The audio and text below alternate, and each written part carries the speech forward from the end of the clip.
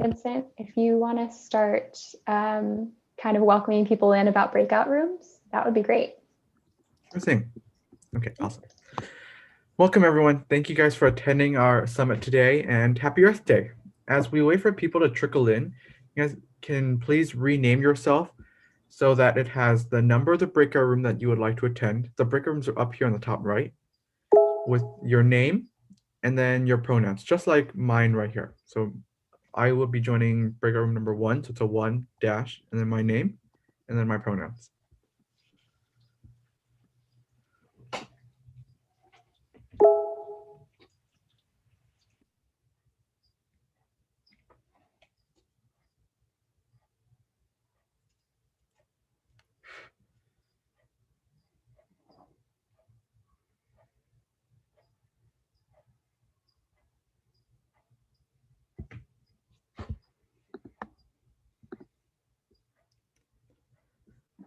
Okay. We are ready to get started. Yeah, go ahead. Awesome. I think that sounds great. Thanks, Vincent. Yeah, okay. So welcome again, guys. Thank you for coming to the summit today. And again, happy Earth Day. My name is Vincent, and I am the Environmental Committee Chair of the SFUSD's Student Advisory Council. I'm also your host today. Before we start, I want to share a brief disclaimer that we will be live streaming this event to YouTube. We want to invite you to turn your cameras on if you feel comfortable, but also welcome you to turning your cameras off if you would prefer that. The live stream will only show presenters and not you during the breakout rooms. We have a lot of fun things for you today, so let's get started. Now I will pass it over to Monica. Thanks so much. All right. So welcome. We are going to be doing some cool breakout rooms today.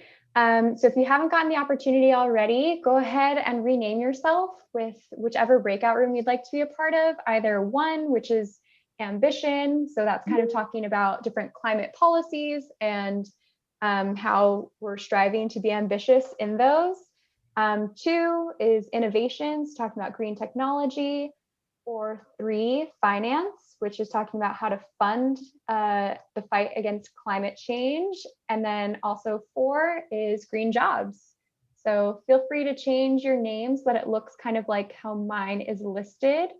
And we'll be putting you into breakout rooms later to discuss these more in depth.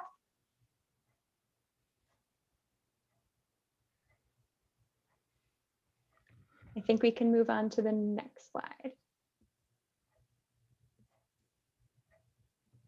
Okay, so during today's event, we're going to talk about climate action ranging from the national, local to individual scale, weaving an environmental justice lens throughout the conversation. On the national level, Monica will share an overview and brief analysis of the Biden-Harris administration's Leaders Summit on Climate before Annie discusses environmental justice and SF Environment's racial equity scan tool. We'll then go into breakout rooms to do our own analysis of the topics from the Leaders Summit on Climate event with an environmental justice lens, specifically in San Francisco.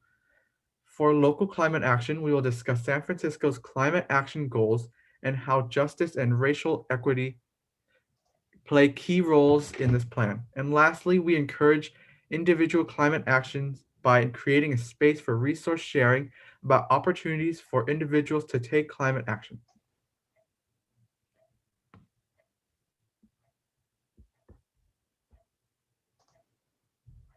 All right. And so before we get started, I'm going to start us out with a quick land acknowledgement. So we do a land acknowledgement to recognize the land that we're on and recognize the Indigenous peoples that have been here before and continue to exist on this land. And to reintroduce myself, my name is Monica Dwight, and I use she, her pronouns, and I'm an environmental education associate with the San Francisco Department of the Environment. So for the land acknowledgement, we acknowledge that we occupy the unceded ancestral homeland of the Ramaytush Ohlone peoples, for the original inhabitants of the San Francisco Peninsula. We recognize that the Ramaytush Ohlone understand the interconnectedness of all things and have maintained harmony with nature for millennia. We honor the Ramaytush Ohlone peoples for their enduring commitment to Warab, Mother Earth. As the indigenous protectors of this land and in accordance with their traditions, the Ramaytush Ohlone have never ceded, lost, nor forgotten their responsibilities as the caretakers of this place, as well as for all peoples who reside in their traditional territory. We recognize that we benefit from living and working on their traditional homeland. As uninvited guests, we affirm their sovereign rights as First Peoples and wish to pay our respects to the ancestors, elders, and relatives of the Ramaytush community. As environmentalists, we recognize that we must embrace Indigenous knowledge in how we care for San Francisco and all its people.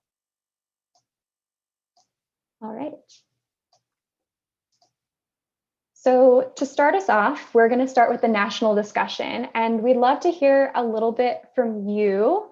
Go ahead and type into the chat box, what comes to mind when you think of national climate action? And as you start to type those out, I'm going to be sharing a summary and brief analysis of the Biden-Harris administration's Leaders Summit on Climate from this morning. We'd love to hear from you, whatever you're willing to share, whether it's a word or a phrase. Anything that you have to share is more than welcome. So a little bit about the Biden-Harris administration's Leaders Summit on Climate. This morning, we heard from global leaders as they addressed climate change and what many outright acknowledge as a threat to human health, safety, and security. Headlines from the United States and Spain, like you see on the screen, highlight the importance of today's summit, especially as an international piece. Even though we're talking about this on the national scale, much of our national climate action is based in an international framework. So we're kind of going to be discussing both of those together. So what we saw from today is kind of a step towards COP26, which is the United Nations Framework Convention on Climate Change's annual meeting. So one way that our framework is shared is through the Paris Agreement, which you might or might not be familiar with. But we're going to watch a really quick video just to learn a little bit about the basics of the Paris Agreement.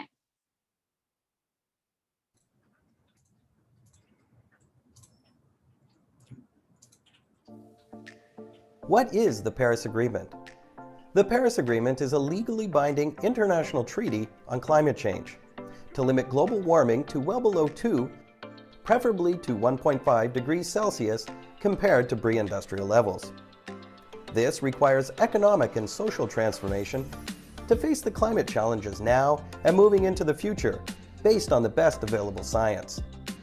The Paris Agreement works on a 5-year cycle of increasingly ambitious climate action. By 2020, countries communicate their plans known as nationally determined contributions. Countries communicate actions they will take to reduce their greenhouse gas emissions in order to reach the goals of the Paris Agreement. Great. So that's just a brief overview for you all on the Paris Agreement. And now I'm going to go a little bit more into the United States' role in that, also within that international framework, though. So as we saw in the video, the goal is to limit warming to 1.5 degrees Celsius. And from what we heard today from the summit, there's a really clear sense of urgency as leaders proclaimed that no country is immune. So as a global community, it's imperative that we work quickly and together. Many, if not all of us, are already feeling the impacts of climate change. And dangerous greenhouse gases are seen at levels we haven't seen in 3 million years. Now, scientists tell us that this decade is the decisive decade. So how do we get there? Well, today we heard from a diverse group of leaders sharing their ambition and strategies to limit warming to 1.5 degrees Celsius. And I tried to capture some images of speakers at today's event to share them all with you. Just the small handful of people that were in attendance and that shared about ambitious climate goals. But what I learned as a track runner in high school is that it is hard to run and like look flattering while you're doing that. And what I learned today is that it is difficult to take screenshots of some of our world's most respected leaders and have them look flattering. So bear with me. There are screenshots ahead of us with some of our world leaders that are highly respected, and yet they might have kind of a funny look on their face. So hopefully that's entertaining for you. So I'm going to share a little bit of a theme from what they shared and my analysis in the form of a question. And I invite you to type in the chat any questions or analysis of your own that you might want to add throughout our discussion. So we'll start with President Biden, so our president of the United States, who updated the US commitment to cut greenhouse gas emissions to at least 50% below 2005 levels by 2030. So a question that I had was, during the last administration, much of the progress that we had made on climate was sidelined or even reversed. How will we develop policies, programs, and jobs that weather the storms of potential future administrations and legislatures that don't prioritize climate change? We also heard from other representatives from the United States, one of which was the US Treasury Secretary, Janet Yellen. She, as responsible for many of our finances in the United States, discussed the responsibility of the public sector to partner with the private sector, and also to develop structures that will allow us to incentivize green jobs and a green recovery from COVID-19. So a question that I had for her would have been, how can we design resilient financial systems to develop green jobs in the United States? We also heard from leaders from the developing world, like the president of the Democratic Republic of the Congo, who emphasized the role of developed nations as major emitters and with lots of resources to take climate action, wanting to hold them accountable for the role that they have in the warming and the part that they can play in our solutions. So a question that I have for him would be, how can we hold developed countries that are emitting more greenhouse gas emissions accountable? And are partnerships between developed and developing nations, for example, sister cities, a solution?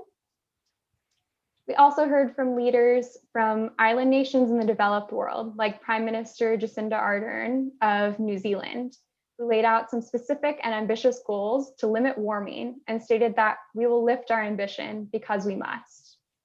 A question that I have for her was, how has being an island nation impacted New Zealand's sense of urgency? And how has having a female leader impacted New Zealand's climate action strategy? We also heard from public finance institutions like the African Development Bank, who called on private companies and private funding for innovative green technology. For them, I wondered, how do we incentivize private funding sources? How do we remove risk to these investments so they can become more appealing? And we also heard from private banks like Citi, who called out a need for more data to remove hesitancy from investors and incentivize green investments like green bonds, blue bonds, and more from banks and from the private sector. For her, she's the Citi representative. To her call to data, how do we align structures and systems that produce strong and reliable data for private investors? And lastly, we heard from youth. So this person is named Shia Vastida.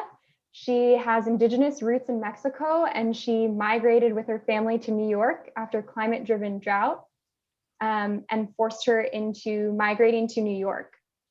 She's mobilized hundreds of students for Fridays for the Future. She's spoken at the UN, and she's an enduring environmental activist following the footsteps of her family.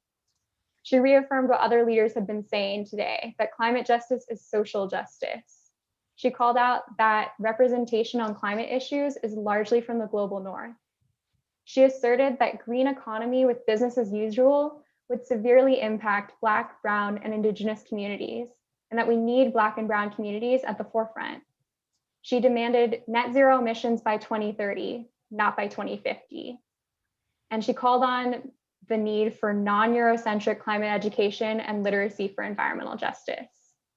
A question I'd have for her is, how do we elevate voices of more Black, Indigenous people of color with ambitious climate goals, and how do we ensure that they are heard? specifically in the youth arena. So now I'm going to hand it over to Annie, who is our environmental justice associate, who's going to introduce us to environmental justice and San Francisco's racial equity scan tool. Thanks, Monica, for that introduction. Hi, everyone. Happy Earth Day. My name is Annie, and I use she, her pronouns. And as Monica said, I'm the Environmental Justice Associate at the Department of Environment. And I'm so happy that we're highlighting the need for literacy for environmental justice, because environmental justice means very different things to different people, depending on where we live and who we are. So just a refresher, environmental justice means that everyone has clean air, clean water, clean soil, healthy homes, and access to healthy foods and essential services, and that they get to make the decisions that impact where they live, work, and play. And it also means that we need to acknowledge that this has not been the case historically or currently, and there's a disproportionate burden of pollution. And that is because of government decisions that were based on race. And when we're talking about disproportionate environmental impacts, such as pollution or contamination, we need to recognize and remember that none of these decisions is because of one person or one department, but this is a combination of decisions that were made over time. Each institution plays a role in creating this structure. So one way that the SF environment is addressing these decisions made is is how we focus on impacting low-income communities of color by using the lens of a racial equity framework. What does racial equity mean? Racial equity means closing the gaps so that race does not predict one's success while also improving outcomes for all. And the tool that we use is the racial equity scan tool. The purpose of this scan tool is to identify existing initiatives and ongoing programs and look for opportunities to advance racial equity. This tool is to help guide us to think more about people and the specific questions that will help us find ways to make sure that we're practicing and applying the principles of environmental justice. So for each project, program, or initiative, we use this scan tool and we ask these series of questions. So once we know what our program or project idea is, we need to think about, number one, what's our desired result? So what is the proposal? What is the outcome that we want out of this program? At the end of the day, what do you hope to achieve, right? It's really setting up that goal and really thinking about what's that impact that we want to make. After that, we will have a benefits and burdens analysis. So what types of data do we need? It could be quantitative or qualitative, and really thinking about the benefits and burdens. So now that we know what our goal is, what types of information do we need to help us with our decision making? And really thinking about, do we even have enough information in the first place? And when we're thinking about this program or policy, we need to think about, okay, who is gaining from this and who may be hurt by this? For example, are we coming up with a program that might cost more time and money for people? Or is it something that's only accessible online? What about people who don't have smartphones or access to data? So something we need to think about as well is there an unintended consequence? Meaning, even though your intention was planned to be beneficial, it can be indirectly be a burden, which might create a bigger challenge for them. The next step after that is community engagement. And this is a really important and essential part of the scan tool. We have to think about who are the stakeholders, who are the people or groups of people that might be affected by this program or policy, and how do we make sure that they're included in this process? And we have to think about, okay, who has shown up in these spaces before, who has been excluded or may not have access to them, and who historically has had the most influence. How do we empower people who have not had the access or platform before to amplify their voices? And this is really important that it's not just one-sided of just us informing people, but really making sure that stakeholders and community members have that ownership of that project. And it should be a collaboration. Because again, environmental justice recognizes that people who are the most proximate to the problem have the solutions to solving the issues. And when we do ask for community input and knowledge, we need to make sure that they're being compensated for their time and efforts. After that, it's coming up for strategies for racial equity. Now that we know what our goal is, what information or data to make those decisions, and thinking about who may be impacted, we had to come up with a game plan, right? So we may be addressing some new barriers. What are the tools and resources that we can use to break down those barriers? And how can that program policy remove those barriers for people? For example, do we have resources in various languages? And if there's opportunities for community engagement, what time are those workshops? Is it during school hours, meaning youth can't be there? So we need to make sure that we break those down and make sure that it's accessible for everyone. After that, it's the implementation plan. So meaning now that we have a game plan, how are we going to put it into action? What other types of data do we need? And really going back as an example of the language accessibility, maybe we need to partner up with a community-based organization who has always had relationships with people in this community. And the last step is communications and accountability. How will we evaluate and report back the progress towards meeting these desired outcomes? So this means that we are taking responsibilities for our commitment to all these strategies that we came up with and making sure that people are part of the process, giving them updates. And for each program or policy that we think about, maybe we have to go back and tweak it and fix it. And meantime, revisiting all those questions that we're talking about. So the overall goal is to really have community members be owning this whole project and for us to really take accountability on what we say we're going to do. And this process does take time, but it's important because when we're thinking about environmental justice and advancing racial equity, we need to do this work and always asking the question, are they going to be better off? So moving forward, these are some of the questions that we're going to think about when you're all in the breakout room. And it's really important, again, because we have to focus on environmental justice when we're thinking about all these actions. And I'm going to bring it back to you, Monica. Thanks so much, Annie, for telling us a little bit about environmental justice and how we are using the racial equity tool to think about that implementation with our department.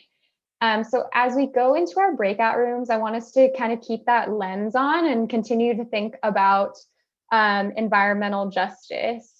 So we're going to be going into breakout rooms that are going to be led by a member or two from our SFUSD Student Advisory Council to discuss what we'd like from our national climate action strategy, to envision what we'd like to see more of, and to see how we can apply that environmental justice lens Annie was just talking about to the work more meaningfully to engage with our communities. So it looks like I think everyone has renamed themselves. Just a heads up, we are not going to be having the finance group. So the folks that would be leading the finance group are going to be joining our innovation group. So yeah, thanks for your flexibility. So the breakout rooms will be really quick. The idea is just to get you all curious about these topics, and we encourage you to continue the discussion after the event with those around you. So whenever you're ready, Jocelyn, you can go ahead and place us into breakout rooms. Thank you, Monica. Everybody should be getting an invite right about now.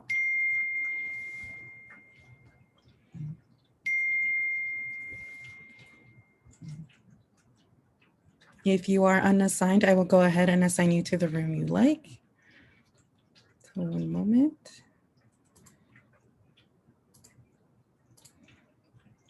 Joanna Wald, which room would you like to go into? 1, 2, or 4?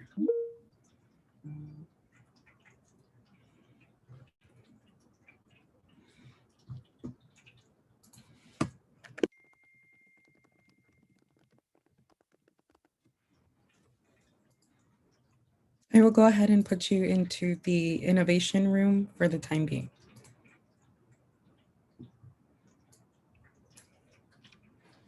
All right. So thank you to those of you joining us today, not in our Zoom call currently. Thank you for joining us as we talk more about national, local, and individual climate action. And for those of you that are unable to join us and you're joining us through our YouTube Live, you can actually still join our discussions by going ahead and taking a picture of this QR code so you can go ahead and join the discussions in the breakout rooms.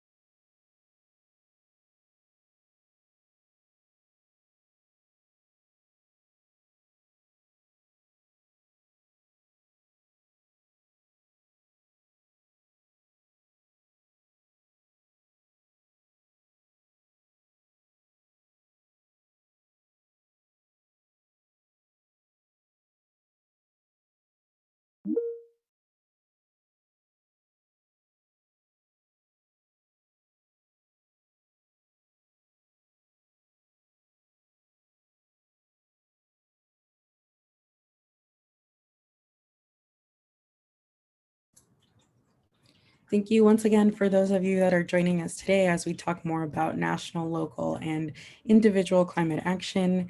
If you are unable to join us on the call today, maybe you're on our YouTube Live, please know that you can still join a breakout room discussion. Please feel free to snap a picture of the QR code of the discussion board that you would like to join in.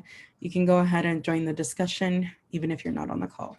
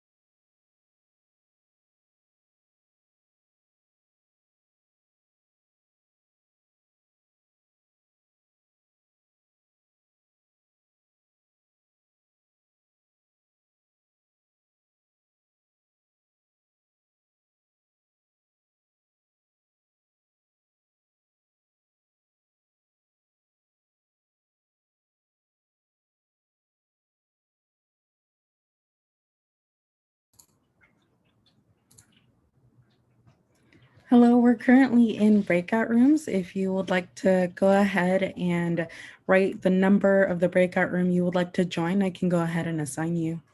We are not opening our third room, finance, but you can pick between 1, ambition, 2, innovation, or 4, green jobs.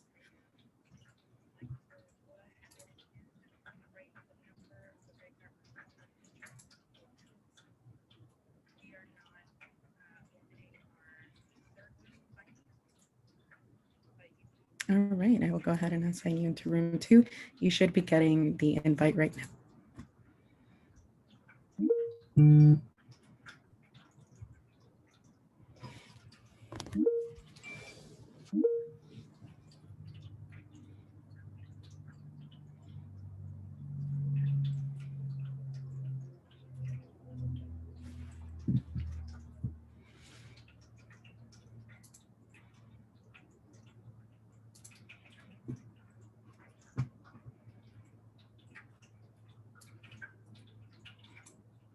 For those of you just logging on, again, I would like to say thank you for joining us today as we talk more about national, local, and individual climate action. For those that aren't able to join our call today, maybe you're here through our YouTube Live, please know that you can still join the breakout room discussions. Please feel free to snap a picture of the QR code in front of you so that you can join the discussion board for whatever topic you like.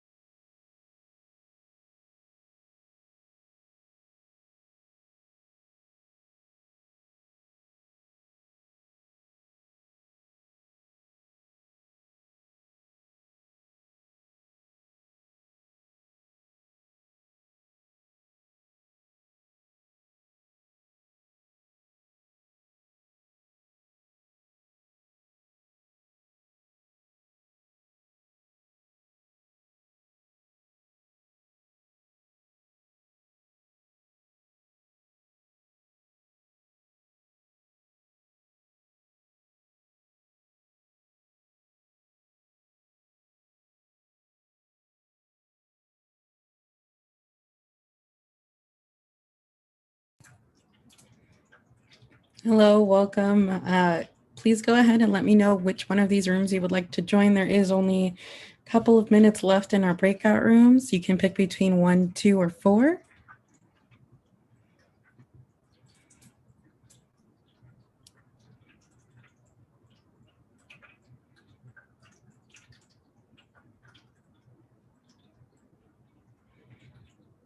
Or if you would, 4, got it.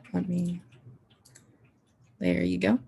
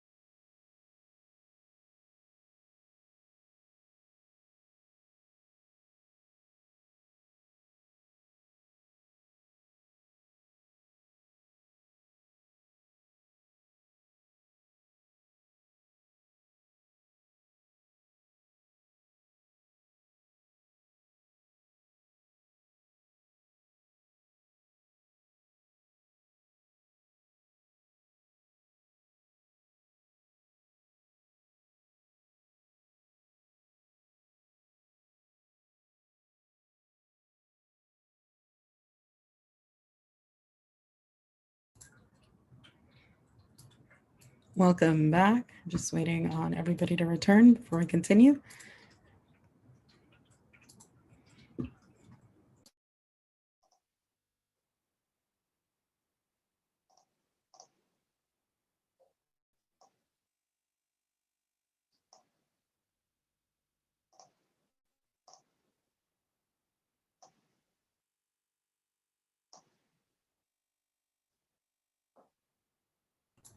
I think we're just waiting on the innovation group to return.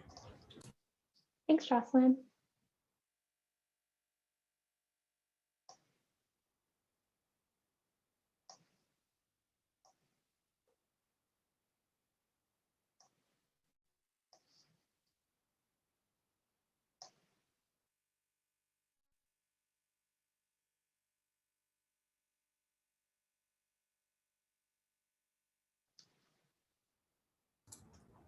All right, and I believe that is everyone. Great. Thank you so much. So welcome back for your breakout rooms. We hope you enjoyed your brief discussion on the ambition, innovation, finance, and green jobs for climate action, all of the 4 focus areas for the summit that happened this morning.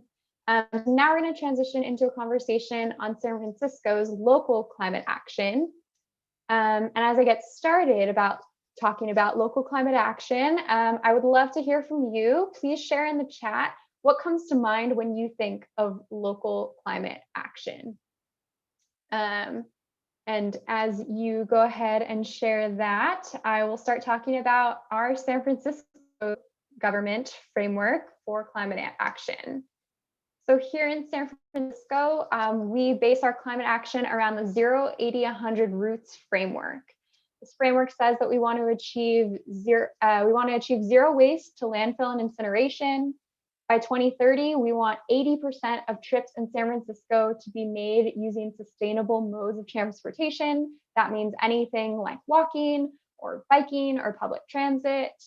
And then we also want to achieve 100% renewable energy by 2030 and a complete phase out of fossil fuels by 2050. And the roots part refers to us sequestering carbon from the atmosphere using natural systems. So through our most recent climate action plan that we're designing, we're charting a path towards net zero emissions in San Francisco by 2050 and advancing racial and social equity and ensuring opportunities and benefits of climate action are available to everyone. To meet these goals, we're using a sector-based approach, and the sectors that we're focusing on are energy supply, transportation and land use, housing, building operations, responsible production and consumption, and healthy ecosystems. So I'm going to go a little more into depth about how we're doing each of these different goals. So our goals for energy supply are to transition to 100% renewable energy by 2030 and 100% renewable energy, 100% renewable electricity by 2030 and 100% renewable energy, meaning no fossil fuels, by 2050. In order to do this, we're working to get 100% greenhouse gas emission-free electricity at affordable rates, and we're investing in local renewable energy projects. To achieve 80% sustainable trips by 2030, we're working to encourage walking, biking, and transit, and electrifying any of the vehicles that do remain on the road. So in order to do this, we're trying to improve our transit systems, and that can look like making safer bike lanes and having more reliable and quicker public transit systems. We also recognize housing as a critical piece of the sustainability puzzle.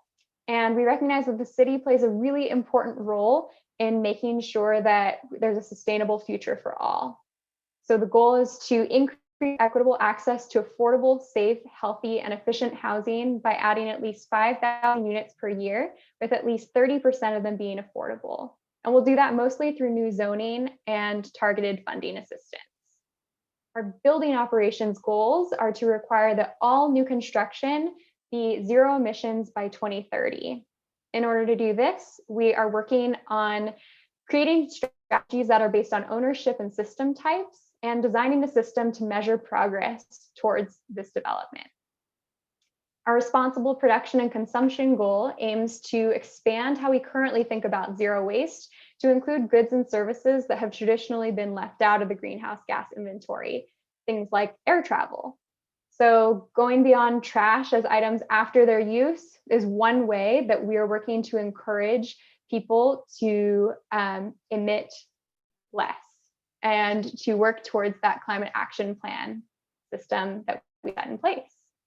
And our last goal is our healthy ecosystems goal, which we want to aim to use nature-based solutions to sequester carbon from the atmosphere and enhance biodiversity.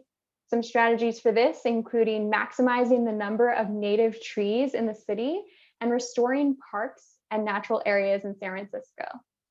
And we recognize that none of these goals function without people. We need to focus on racial and social equity, health, resilience, and economic recovery as a just transition to create sound and inclusive climate policy for effective climate action in San Francisco. So I'm going to turn it back to Annie, who's going to talk a little bit more about how we're trying to do that.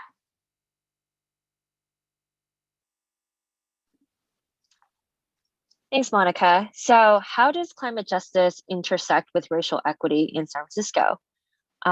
Next slide, please.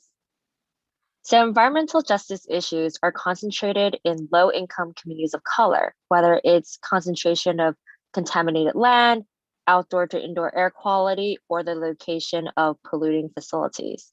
So if we look at these three maps, these are some examples of climate change impacts that happen in San Francisco. So extreme heat, sea level rise, and air quality. And if we were to overlay each map, meaning if we were going to put each map on top of each other, you can see that for the red areas in extreme heat, the blue areas for sea level rise, and even the darker red areas for air quality, some of them overlap each other in different neighborhoods. And that's a really big problem. So as we know that these inequities will get worse as the impact of climate change unfolds, climate change will impact everyone, but low-income residents and people of color will be, and there already have been, hit the hardest and have the least amount of resources to adapt. So again, we really need to think about who is in the conversation and really emphasizing the importance of community engagement and thinking about what are the changes that we can make systematically, such as our climate action plan. So what we're really doing is learning from our past examples and focusing on tackling these issues in a systematic level and really identifying what the root causes of these racial inequities are.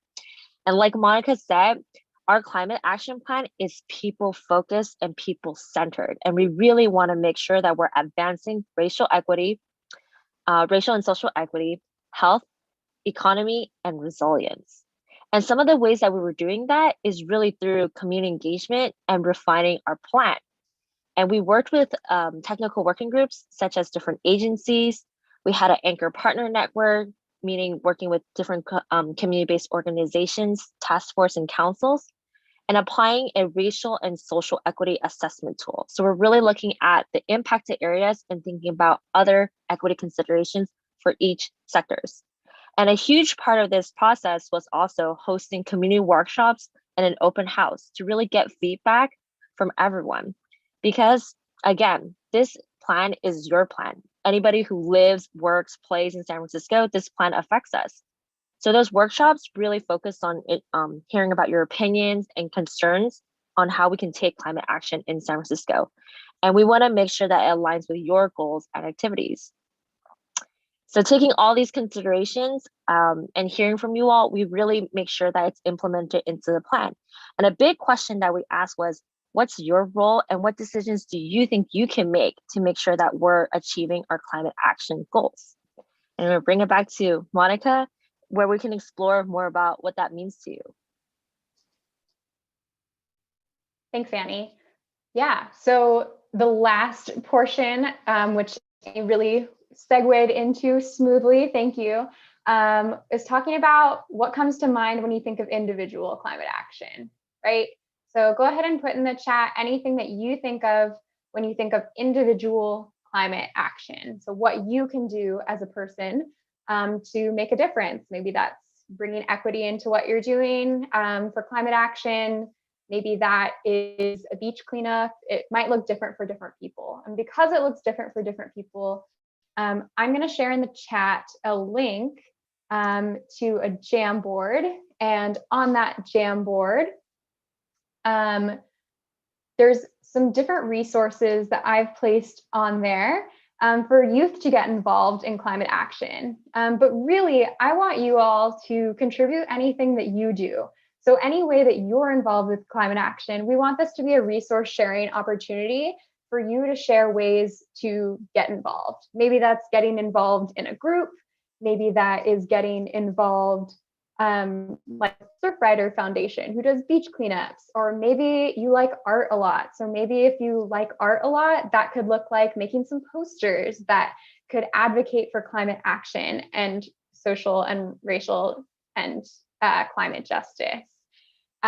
Maybe it looks like playing games with people. Maybe there's like a tragedy of the commons game that you could play with people to understand the relationship between shared resources and how when we share resources, oftentimes they can get exploited or we can use too much of them, right? So I really encourage you to hold on to this link and add any resources that you know of. I know Advisory Council is a great way for you to get involved if you're with SFUSD, so you can go ahead and add a post-it note with that.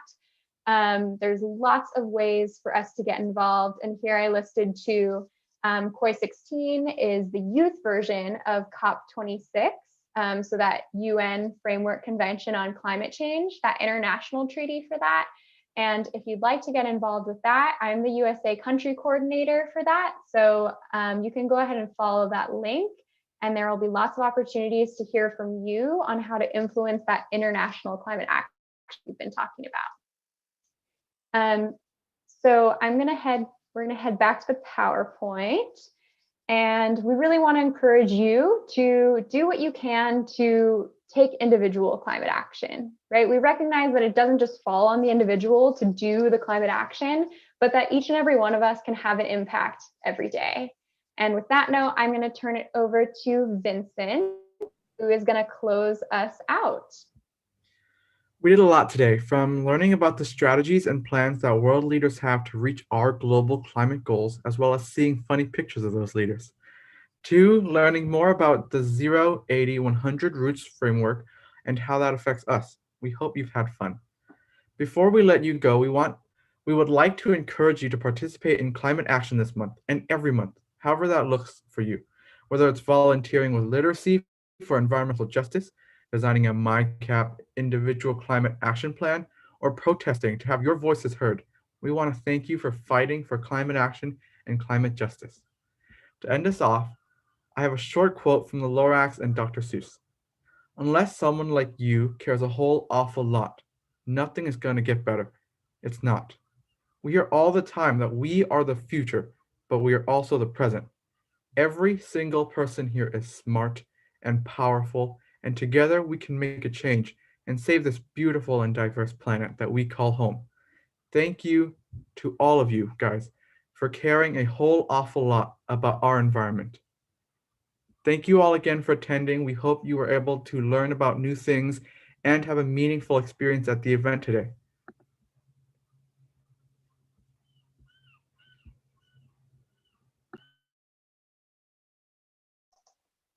Thank you so much, Vincent. So that closes out our program for today. Thank you so much for being here with us. We really enjoyed getting to learn with you and hope that you had some good takeaways and, feel inspired to take some individual climate action. So happy Earth Day. And that closes us out. If you have any questions, you can hang around. I can maybe answer them, but otherwise, that's our end of our program. We do want to encourage you. There is going to be a live stream event on Instagram in just a minute with our executive director, Debbie Raphael of the Department of the Environment, and she'll be interviewing youth about what they're doing in San Francisco to take climate action. So thanks so much and have a good Earth Day.